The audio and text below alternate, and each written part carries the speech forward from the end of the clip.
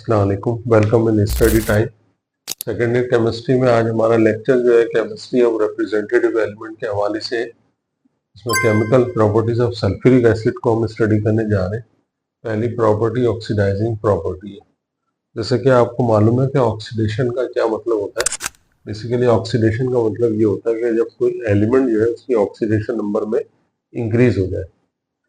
यानी इंक्रीज से क्या मुराद है, अगर एक नंबर लाइन को आप देखें तो 0 से अगर +1 या +2, यानी कि अगर लो ऑक्सीडेशन नंबर से हाई ऑक्सीडेशन नंबर की तरफ किसी एलिमेंट की का ट्रांसफर हो जाए तो उसको हम जो सब्सटेंस किसी दूसरे एलिमेंट का ऑक्सीडेशन नंबर बढ़ा रहा हो तो उसे हम ऑक्सीडाइजिंग एजेंट कहते हैं।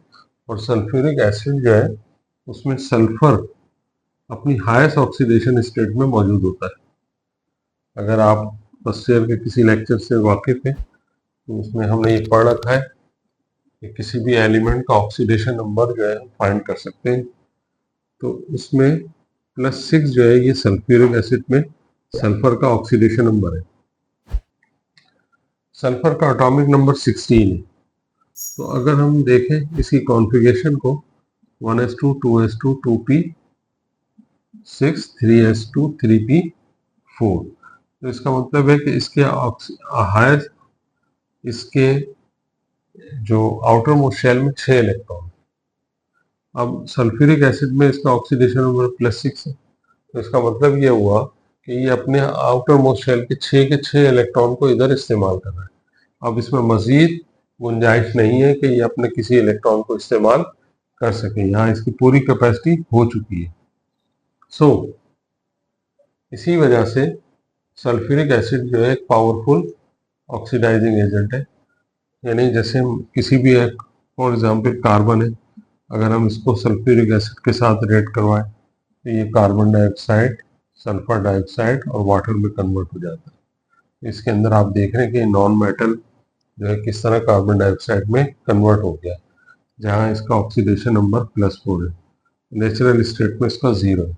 तो अगर आप देख रहे हैं कि ये 0 से +4 हो रहा है तो इसका मतलब ये है कि इसका ऑक्सीडेशन नंबर इंक्रीज कर रहा है। जैसे कि मैंने अभी आपको बताया, अगर 0 से राइट पे आप मूव करें तो ऑक्सीडेशन नंबर बढ़ जाता है। तो ऑक्सीडेशन नंबर बढ़ने की वजह से ऐसे रिएक्शन को हम ऑक्सीडाइजिंग प्रॉपर्टी कहते हैं सल्फ्यूरिक एसिड की। इसी तरह अगर हम सल्फर को अगर सल्फ्यूरिक एसिड के साथ रेड करवाएं तो ये सल्फर डाइऑक्साइड और वाटर में कन्वर्ट हो जाता है।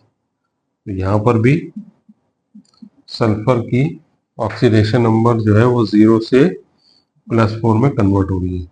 या कॉपर को अगर हम सल्फ्यूरिक एसिड के साथ रेड करवाएं तो इसमें भी कॉपर सल्फेट, सल्फर डाइऑक्साइड और वाटर की फॉर्मेशन हो रही है। तो इसमें कॉपर सल्फेट जो है, अगर उसके अंदर कॉपर की ऑक्सीडेशन इसमें फाइंड की जाए तो वो 0 से +2 हो रही है। तो ये इसका मतलब ये हुआ कि हर रिएक्शन के अंदर आप देख रहे हैं कि 0 से +2 यानी इसका ऑक्सीडेशन नंबर जो है वो राइज हो रहा है। तो ये इसका बायस कौन बन रहा है, सल्फ्यूरिक एसिड। इसीलिए हम ऐसी तमाम प्रॉपर्टीज को ऑक्सीडाइजिंग प्रॉपर्टी कहते हैं सल्फ्यूरिक एसिड की। नेक्स्ट इसकी प्रॉपर्टी है डिहाइड्रेटिंग एजेंट। डिहाइड्रेटिंग एजेंट, लेकिन डिहाइड्रेट का मतलब होता है वाटर को रिमूव करना। जब भी किसी वर्ड के पीछे डी यूज हो तो आप समझें कि इसका मतलब है टू रिमूव समथिंग, किसी चीज में से निकालना। हाइड्रेट का मतलब, ये हाइड्रेशन का मतलब वाटर। तो सल्फ्यूरिक एसिड जो है एक ऐसा एजेंट या ड्रॉयर है जो किसी दूसरे सब्सटेंस से पानी के निकलने का बायस बनता है, इसीलिए इसको डिहाइड्रेटिंग। नॉर्मली ये चीज जो है कार्बोहाइड्रेट के अंदर ज़्यादा यूज होती है, यानी कार्बोहाइड्रेट जो है उसमें से सल्फ्यूरिक एसिड पानी को रिमूव कर देता है। यानी इसके अंदर अगर हम देखें 6 कार्बन 6 वाटर मॉलिक्यूल जो है प्रोड्यूस हो रहे हैं। तो यहाँ क्योंकि वाटर रिमूव हो रहा है, सल्फ्यूरिक एसिड में से कार्बन सिर्फ रह जाएगा, लिहाजा इसको हम डिहाइड्रेटिंग प्रॉपर्टी कहते हैं। या इसमें से अगर हम सल्फ्यूरिक एसिड निकाल दें तो तब भी जो है ये चीज़, ये ग्लूकोज के अंदर भी ये इसी चीज़ का बायस बनता है।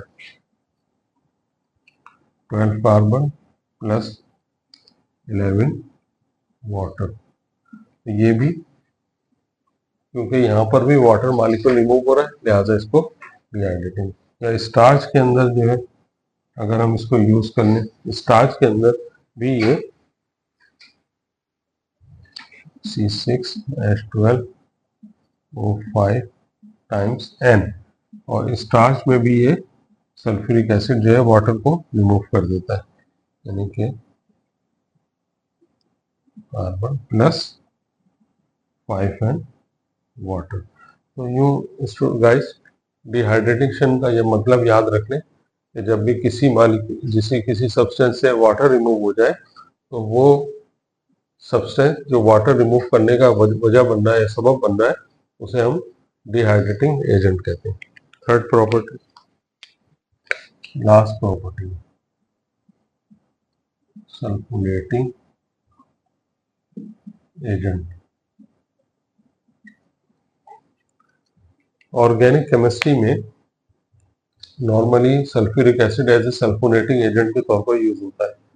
ये खास तौर पे बेंजीन के साथ या और भी ऑर्गेनिक कंपाउंड उनके साथ जब सल्फ्यूरिक एसिड का रिएक्शन कराया जाता है, तो सल्फ्यूरिक एसिड की रिएजेंट की वजह से, रिएक्शन की वजह से बेंजीन में हाइड्रोजन जो है वो इसका रिप्लेस हो जाता है सल्फोनिक ग्रुप से। इसको बेंजीन सल्फोनिक एसिड कहा जाता है, और ये जो ग्रुप है इसको सल्फोनेटिंग ग्रुप कहते हैं। तो लिहाजा ऐसा रिएक्शन जिसमें कोई हाइड्रोजन किसी भी सब्सटेंस का वो रिप्लेस हो जाए, तो बाज़ दफ़ा C6H6 इसको इस तरह भी लिखा जा सकता है, और क्योंकि इसमें एक हाइड्रोजन कम हो रहा है, लिहाजा एक हाइड्रोजन कम होने के बाद सल्फोनिक एसिड इसकी जगह ले रहा है, फिर इस सूरत में